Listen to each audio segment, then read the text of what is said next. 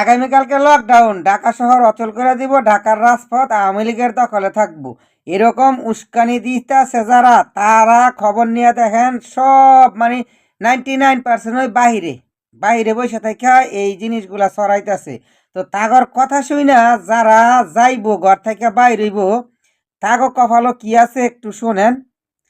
কিছু খাইবো সাধারণ পাবলিকের ফেদানি, বুঝেন নাই? যারা গত 17 বছর যা করে সাধারণ পাবলিকলে যারাইছে, কিছু খাইব ফেদানি জামাত বিএনপি এনসিপি ফেদাইব, আর কিছু ফেদানি দিব পুলিশে। পুলিশে যে দিব এটা তো মনে করেন হাত পাও একবারে গুড়াগাড়া করে লাইব।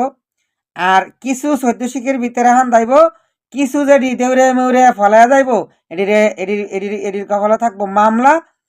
তো বর্তমানে পানি টানি শুকায় গেছে, বর্ষাকাল গেছে গা, চকটক শুকায় গেছে গা, বুঝছেন নি? ঘুমাইতে পারবো ঘরে, তো ঘুমাইতে পারতো না, এরকম খেতে পারতো ঘুমাইবো মশারি টুসারি টানাইয়া। মশারি কুলাইতো না তো, যেই এডিস মশার কামড় দেয়, এই এডিস মশার কামড় খাইয়া কিছু ডেঙ্গু মেঙ্গু হইব, হাসপাতালে তো যাইতে পারতো না, কারণ হাসপাতালে গেলে 14 শিখের ভিতরে নিয়ে হাইন যাইব। তো এডিস মশার কামড় খাইয়া ডেঙ্গু জ্বর হইয়া কিছু ফেহাই ফানিয়ে ফইরা দুনিয়ার থেকে বিদায় নিব, বুঝছেন নি?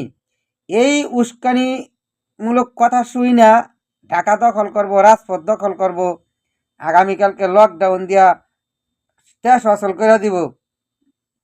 এই সাধারণ নেতাকর্মী যারা আছে, বড় বড় নেতা এদিকে সব ফালায় গেছে গা, যারা তৃণমূলের নেতা নেত্রী আছে আওয়ামী লীগের, এই তাগরে আরো বিপদ রাত ফালানোর লাগে এই আগামীকালকের কর্মসূচিটা দিছে।